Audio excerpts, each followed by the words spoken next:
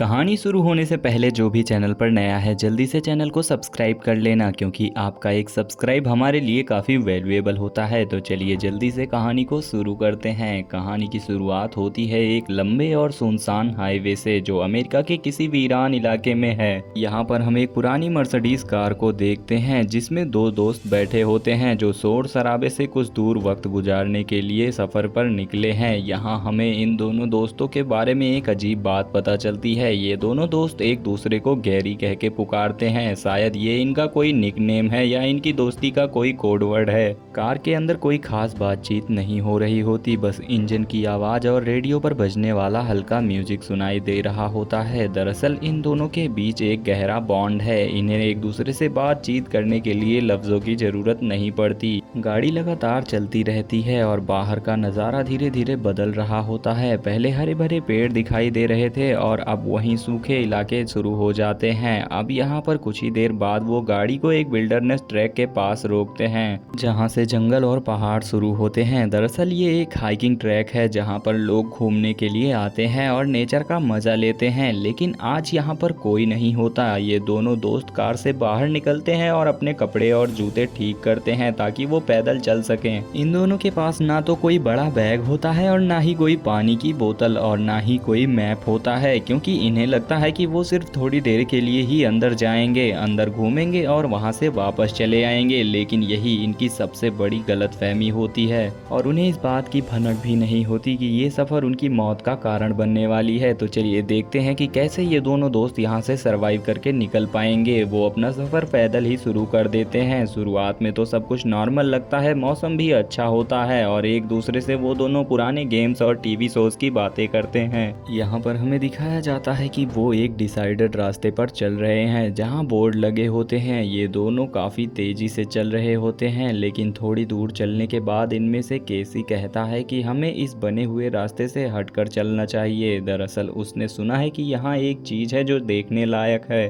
और वो उस जगह को एक्सप्लोर करना चाहता है। मैट पहले थोड़ा सोचता है कि क्या ये सही होगा, लेकिन फिर वो भी मान जाता है क्योंकि वो एडवेंचर करना चाहते हैं और रूटीन से बोर होने के बाद अब ये सभी एक दूसरे के साथ उस मेन रास्ते को छोड़ देते हैं और जंगलों और झाड़ियों के अंदर घुस जाते हैं। उन्हें लगता है कि वो उस जगह को एक्सप्लोर करके आ जाएंगे और उन्हें रास्ता याद रहेगा, जो कि इनकी सबसे बड़ी गलती होती है। वो लोग सूखी घास और कांटों के बीच से गुजरते हैं। इन्हें पूरा यकीन है कि वो सही डायरेक्शन में जा रहे हैं। ये दोनों लगातार चलते रहते हैं, कभी दौड़ते हैं तो कभी रुककर पत्थर फेंकने लगते हैं। इन्हें वक्त का बिल्कुल भी अंदाजा नहीं रहता और वो मेन रास्ते से बहुत दूर निकल जाते हैं जहां अब कोई निशान नहीं बचा। सूरज धीरे धीरे ऊपर आ रहा होता है और तेज धूप होने लगती है जो उन्हें काफी थका रही होती है। यहाँ पर वो लोग रुकते हैं और चारों तरफ देखते हैं ताकि उन्हें वो चीज दिखाई दे सके, लेकिन उन्हें दूर दूर तक सिर्फ सूखी झाड़ियां, पत्थर और मिट्टी के टीले दिखाई देते हैं। उन्हें समझ नहीं आता कि वो चीज कहाँ गई। शायद वो रास्ता भटक गए हैं और या वो जंगल से बहुत दूर आ चुके हैं। उन्हें अब एहसास हो जाता है कि शायद वो रास्ता भटक गए हैं और ये दोनों उस जगह तक भी नहीं पहुंच पाएंगे, लेकिन वो अभी भी डर नहीं रहे होते। उन्हें लगता है कि वो वापस घूमकर अपनी कार तक पहुंच जाएंगे। ये सोचते हैं कि अगर हम वापस उसी डायरेक्शन में चलेंगे तो हम सड़क तक पहुंच जाएंगे। अब ये दोनों वापस चलना शुरू करते हैं, लेकिन रेगिस्तान और पहाड़ी इलाका हर तरफ से एक ही जैसा दिखता है। जहाँ भी देखो नज़ारा बिल्कुल सेम होता है, कोई भी ऐसी निशानी नहीं होती जिससे रास्ता पहचाना जा सके। दरअसल नेचर में सब कुछ एक जैसा ही लगता है। हर पहाड़ दूसरे पहाड़ जैसा दिखाई दे रहा था और हर एक पेड़ सेम लगता है। अब इसके बाद हमें दिखाया जाता है कि वो लोग चलते चलते थक चुके हैं और उनकी चाल अब धीमी हो चुकी है। ये पूरी तरह से थके हुए हैं, इनका गला पूरी तरह से सूख चुका था। इन्हें बहुत ज़्यादा प्यास लगी है, लेकिन आसपास पानी का कोई नामो निशान नहीं होता। दरअसल इनके पास पानी की कोई बोतल भी नहीं होती और ना ही खाने का कोई सामान, जो इनकी सबसे बड़ी गलती साबित होती है। ये दोनों थोड़ी देर के लिए रुकते हैं और इन्हें लगता है कि शायद वो किसी सही रास्ते पर हैं। यहाँ पर वो दोनों रेस लगाते हैं। वो दौड़ते हैं ताकि वो देख सकें कि कौन तेज है और कौन पहले पहुँचता है। वो पूरी ताकत से दौड़ते हैं, वो हाँफने लगते हैं लेकिन रुकते नहीं। लेकिन दौड़ने के बाद वो और ज़्यादा थक जाते हैं और उनकी सांसें फूलने लगती हैं। इन दोनों की एनर्जी वेस्ट हो जाती है। अब इन दोनों को थोड़ा सा डर लगना शुरू हो जाता है क्योंकि सूरज इनके सिर पर आ चुका होता है और गर्मी बढ़ जाती है। इन दोनों को एहसास होता है कि अब इन्हें पानी की सख्त ज़रूरत है, जिसके बाद वो एक ऊंची जगह पर चढ़ते हैं ताकि वो दूर से अपनी कार या सड़क को देख सकें। ये उम्मीद कर रहे होते हैं कि उन्हें सड़क दिख जाएगी, लेकिन इन्हें दूर दूर तक सिर्फ वीराना ही दिखाई देता है।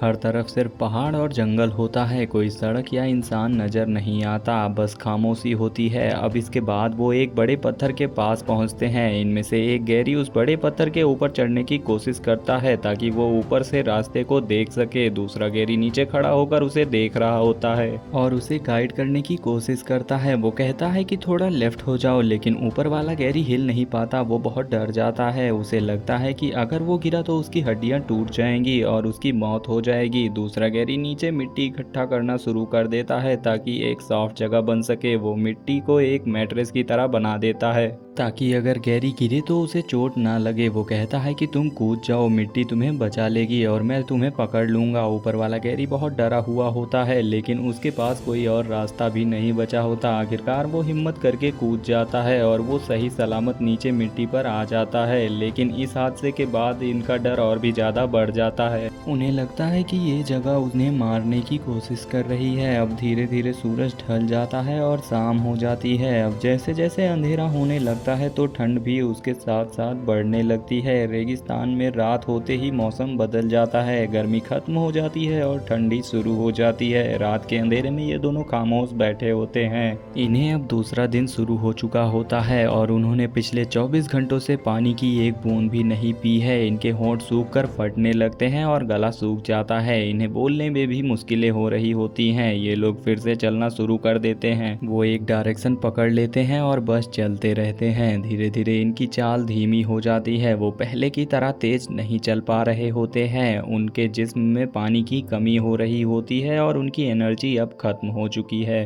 रास्ते में इन्हें कुछ जानवरों के निशान दिखते हैं, लेकिन इन्हें कोई जानवर नहीं दिखाई देता। इन्हें लगता है कि शायद वो किसी नदी या पानी के पास जा रहे हैं। वो उन निशानों का पीछा करते हैं। इन्हें उम्मीद होती है कि शायद पानी मिल जाए, लेकिन वो जहाँ भी जाते हैं वहाँ सिर्फ सूखी मिट्टी और पत्थर ही मिलते हैं। इनकी उम्मीद अब टूटने लगती है। यहाँ पर हमें पता चलता है कि बिना पानी के इंसान का दिमाग काम करना बंद कर देता है। अब इसके बाद हमें दिखाया जाता है कि तीसरा दिन शुरू हो चुका है। अब डिहाइड्रेशन का असर इनके दिमाग और जिस्म पर गहरा होने लगता है। ये दोनों अब एक दूसरे से बात भी नहीं करते, बस एक दूसरे के पीछे चलते रहते हैं। एक गैरी थोड़ा कमजोर पड़ने लगता है और जमीन पर बैठ जाता है। दूसरा गैरी जो थोड़ा स्ट्रांग है वो उसे उठाता है और कहता है कि चलो, हम रुक नहीं सकते। वो जानता है कि अगर वो रुक गए तो वहीं मर जाएंगे, इसीलिए वो चलता रहता है। ये लोग एक नमक के मैदान में पहुंचते हैं जहां जमीन पूरी तरह से सफेद होती है। सूरज की रोशनी उस सफेद जमीन से टकराकर उनकी आंखों में लगती है और उन्हें अंधा कर रही होती है। यहाँ पर उन्हें हेलुसिनेशन होने लगती है। उन्हें अजीब अजीब चीजें दिखाई देने लगती हैं। इन्हें लगता है कि दूर कोई शहर है या कोई पानी का तालाब, लेकिन असल में वो बस इनकी आंखों का धोखा होता है। ये दोनों उस तरफ भागते हैं, लेकिन वहाँ कुछ भी नहीं होता, बस वही सूखी जमीन होती है। इनमें से एक गैरी गिर जाता है। वो कहता है कि अब मेरे अंदर और जान नहीं रही, अब मैं नहीं चल सकता, तुम्हें मुझे यहीं छोड़ देना चाहिए। लेकिन दूसरा गैरी उसे कंधे पर उठा लेता है और घिसटता हुआ आगे बढ़ने लगता है। ये लोग कुछ देर के लिए जमीन पर लेट जाते हैं क्योंकि वो चल नहीं पा रहे होते हैं। सूरज इनके ऊपर आग बरसा रहा होता है और हवा बिल्कुल बंद होती है। यहाँ हमें इन दोनों की आंखों में एक अजीब सा खालीपन दिखाई देता है। ये दोनों समझ चुके होते हैं कि अब इनका बचना नामुमकिन है और मौत उनके बहुत करीब है। अब इसके बाद रात होती है और अंधेरा हो जाता है। ये दोनों वही नमक के मैदान में पड़े होते हैं। कमजोर वाला गैरी धीरे से कुछ बोल रहा होता है, शायद वो मौत मांग रहा होता है क्योंकि उसे तकलीफ बर्दाश्त नहीं हो रही होती। वो दूसरे गैरी की तरफ देखता है, उसकी आंखों में एक अजीब सी अपील होती है। वो कहना चाहता है कि मुझे इस दर्द से आज़ाद कर दो और मैं इस दर्द को अब बर्दाश्त नहीं कर सकता। उसकी सांसें भी अटक रही होती हैं, उसका जिस्म भी अब हार मान चुका है। वहीं दूसरा गैरी उसकी हालत देखकर समझ जाता है कि उसका दोस्त बहुत तकलीफ में है। वो जानता है कि अगर वो ऐसे ही तड़पता रहा तो उसकी मौत बहुत दर्दनाक और लंबी होगी। यहाँ पर इस फिल्म का सबसे शॉकिंग और इमोशनल सीन सामने आता है जो दिल को दहला देता है। स्ट्रॉन्ग गैरी अपने दोस्त के ऊपर झुकता है और अपना हाथ उसके गले पर रखता है। वो रोते हुए अपने ही दोस्त का गला दबाना शुरू कर देता है ताकि वो उसे इस तकलीफ से आज़ाद कर सके। कमजोर गैरी रेसिस्ट नहीं करता, वो शांति से अपनी आंखें बंद कर लेता है। वो चाहता है कि ये सब यहीं खत्म हो जाए। स्ट्रॉन्ग गैरी अपनी पूरी ताकत लगाता है और थोड़ी देर में उसकी मौत हो जाती है। उसका शरीर पूरी तरह से ठंडा पड़ जाता है। दूसरा गैरी वहीं उसकी बॉडी के पास बैठकर रोता नहीं बल्कि वो शॉक में होता है। उसके अंदर अजीब सी ताकत आ जाती है, शायद सर्वाइवल इंस्टिंक्ट उसे पुश करती है। वो फिर से चलना शुरू करता है। वो लड़खड़ाता है, गिरता है, लेकिन चलता रहता है। वो मिट्टी से रेंगता हुआ आगे बढ़ने लगता है। अब कुछ घंटों के बाद जब सुबह होने वाली होती है तब उसे दूर कुछ चमकता हुआ दिखाई देता है। वो जब अपनी आंखों से देखता है तो वो एक हाईवे होता है जहाँ गाड़ियाँ चल रही होती हैं। उसे यकीन नहीं आता कि यहाँ तक वो पहुँच चुका है। वो पूरी ताकत लगाकर उस सड़क की तरफ भागता है जिससे गैरी की जान बच जाती है, लेकिन वो पूरी तरह से टूट चुका होता है। जिसका जिस्म तो जिंदा है लेकिन उसकी रूह मर चुकी है। आखिरकार हम गैरी को एक कार के पीछे वाली सीट पर बैठा देखते हैं। वो कार में बैठकर उसकी खिड़की से बाहर देख रहा होता है। दरअसल गैरी एक सफ़र है जो दोस्ती से शुरू होती है और मौत पर ख़त्म होती है। और इसी सीन के साथ ये मूवी यहीं पर ख़त्म हो जाती है। अगर आप सभी को वीडियो पसंद आई हो तो जल्दी से वीडियो को लाइक करके चैनल को भी सब्सक्राइब कर लेना। मिलते हैं ऐसी ही रोमांचक कहानियों के साथ अगली वीडियो में।